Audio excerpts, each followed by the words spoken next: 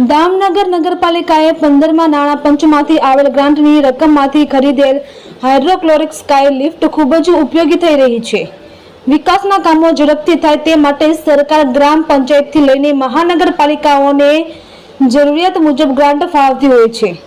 આધુનિક અને ટેકનોલોજીના સમયમાં લોકોની સમસ્યાઓ અને પ્રશ્નો હલ કરવા માટે ડિજિટલ સાધનો વસાવાઈ રહ્યા છે।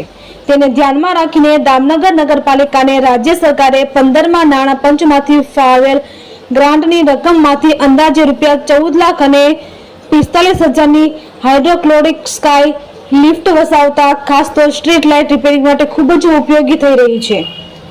નગરપાલિકાના સિટી એન્જિનિયરિંગ પ્રશાંતભાઈ સરલિયાએ વિગત આપતા જણાવ્યું હતું કે આ લિફ્ટનો તેમની નિર્ધારિત ઊંચાઈ સુધીના કામો ઝડપથી થાય તેવો ઉપયોગ થઈ શકે છે। આ હાઇડ્રોલિક સ્કાય લિફ્ટ આવતા દામનગરમાં સ્ટ્રીટ લાઇટને લગતા કામો ઝડપથી કરી પ્રશ્નો અને સમસ્યાઓનો ઉકેલ લાવવા માટે નગરપાલિકા તંત્ર સજ્જ છે। રિપોર્ટર અતુલ શુક્લ, દામનગર।